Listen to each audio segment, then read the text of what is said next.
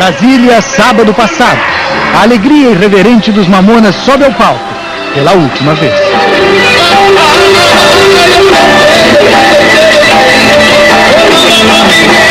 O show tem tom de despedida.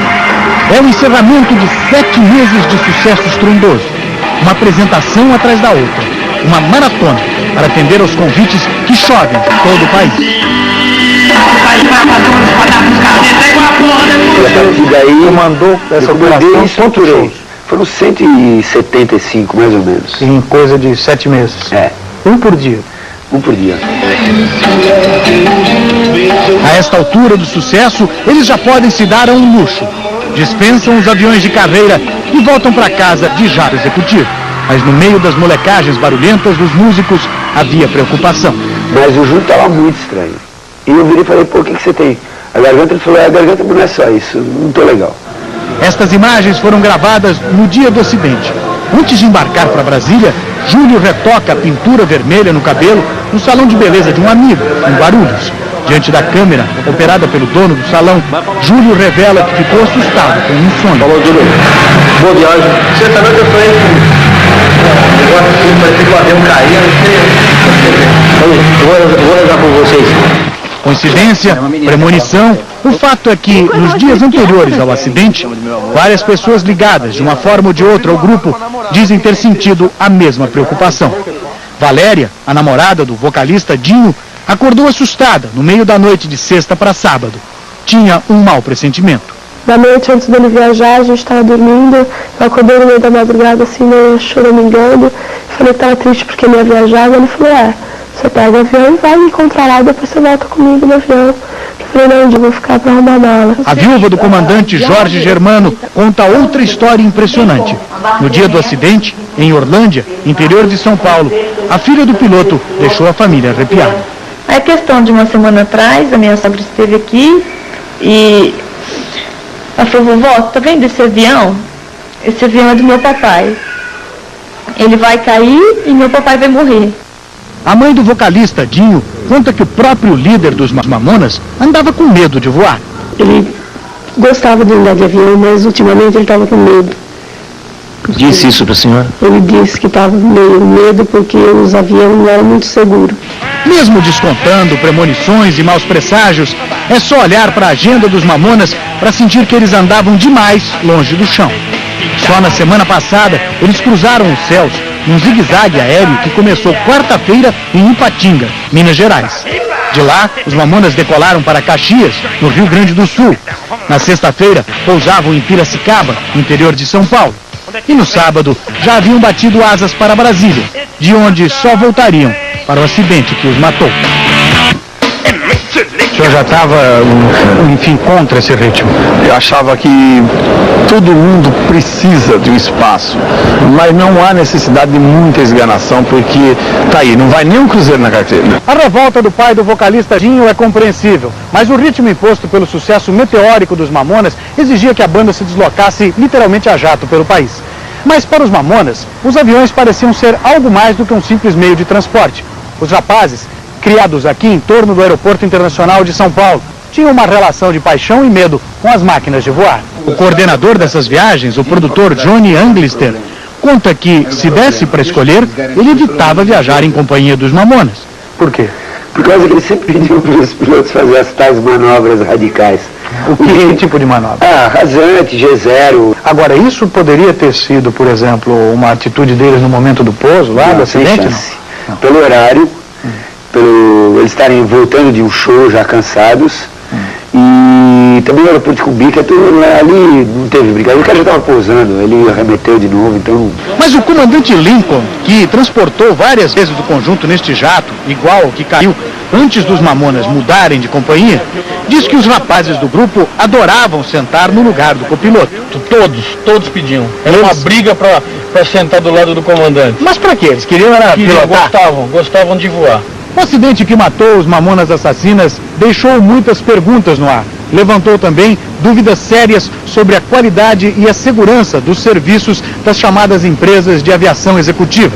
Na verdade, quem confere as estatísticas dessas empresas aqui no Brasil pensa duas vezes antes de entrar num táxi aéreo.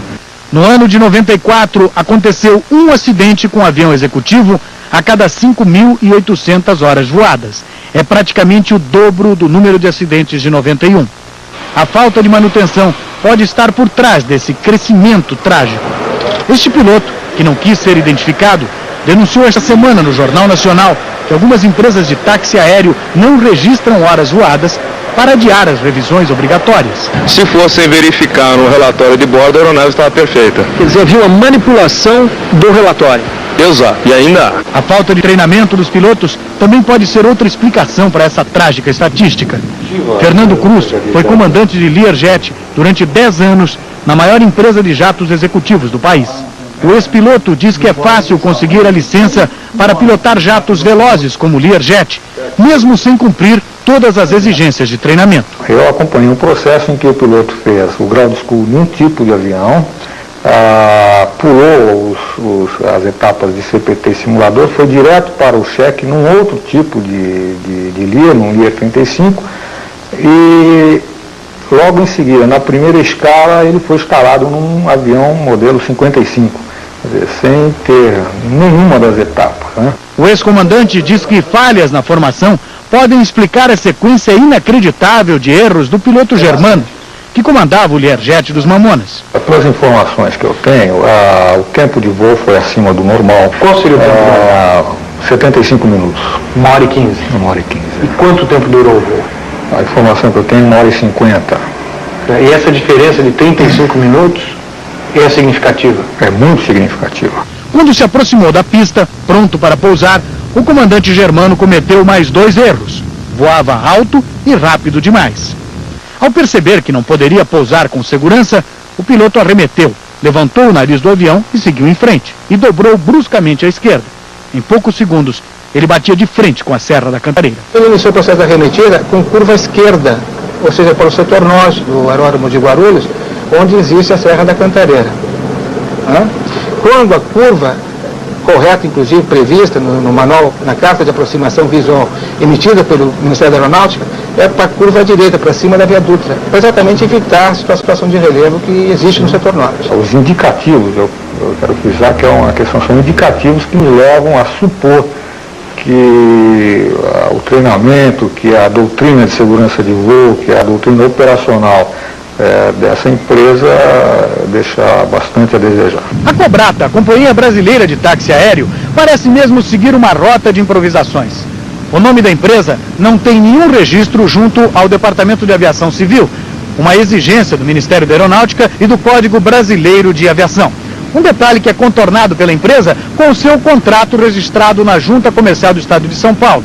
Lá, a empresa é identificada apenas como uma prestadora de serviços de locação e arrendamento de veículos, sem dizer se eles têm asas ou não. No orçamento de R$ 39.500, enviado à produção da banda para os voos da semana passada, surge o nome de uma outra empresa, a Aerocom Táxi Aéreo Limitado. É ela que recebe o pagamento da tarifa.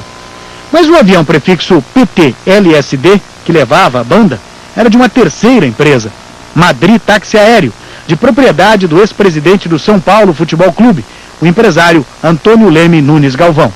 A Madrid tem sede em Ribeirão Preto, no interior de São Paulo, apesar do avião operar na capital. No endereço da Cobrata, na zona sul de São Paulo, este homem se identifica como o gerente da empresa e admite que a Companhia Brasileira de Táxi Aéreo, apesar do nome pomposo, não tem asas próprias, apenas repassa clientes para outras empresas. Agora, vocês têm como garantir a qualidade desses aviões, já que eles não são de vocês? Olha, quem garante a qualidade, automaticamente, é o aeroporto, Infraero, entendeu? DAC, porque todo um avião pousa ali, Infraero chega, documento. Se não tiver ordem, avião é apreendido. Nos próximos 3 meses, a comissão de inquérito que investiga a queda do Learjet PT-LSD deverá entregar um laudo final. É possível até que alguém seja diretamente responsabilizado pelo acidente, mas não há investigação que mude a rota desta tragédia. O último voo dos Mamonas Assassinas foi uma viagem sem volta.